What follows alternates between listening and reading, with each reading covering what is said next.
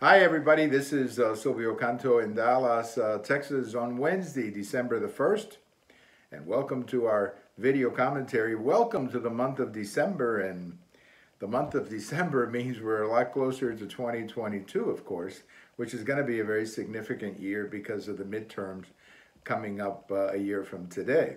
Now, you may remember back in 2016, one of the men who ran for president was Chris Christie, the former governor of New Jersey. And I have to confess, I thought Chris Christie was a pretty good choice, a pretty good candidate to run for president. He had been a fairly decent governor up in New Jersey.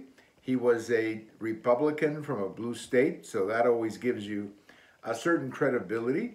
You always want to have people from, let's say, the other states, blue states in this case, who might be good candidates to run for president, particularly given the outlay of the Electoral College.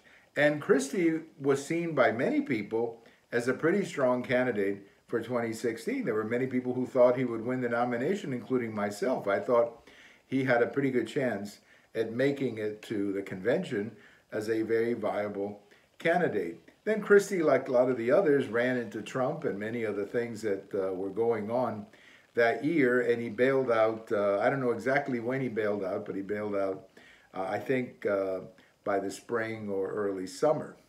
Well, Chris Christie is obviously interested in 2024.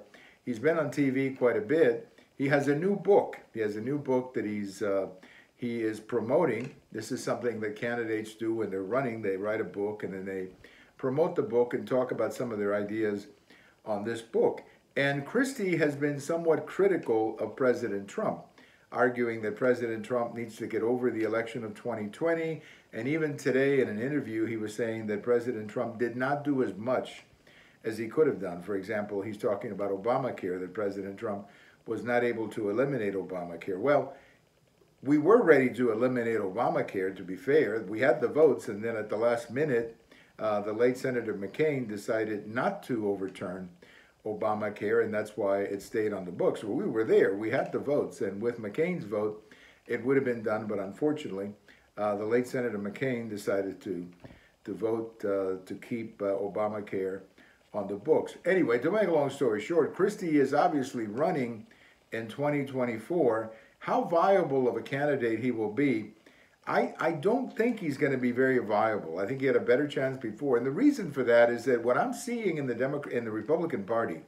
I'm seeing a generational shift. I'm seeing some of the new generation of governors like, DeSantis in Florida, Abbott here in Texas, now Youngkin in Virginia.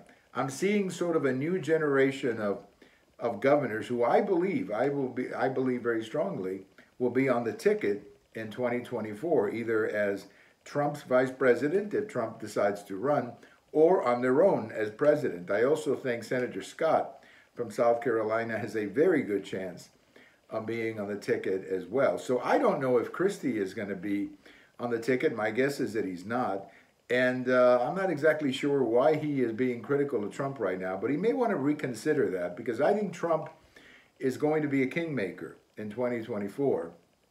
And it doesn't make any sense right now to get into a fight with Trump. Whether he runs or doesn't run, Trump is going to be a big influence in the 2024 election. So I think Christie may want to change his message if he's really serious about running for president in 2024. Again, I like Christie. I think he did a good job as governor. He's got a fighter of a personality. I like that.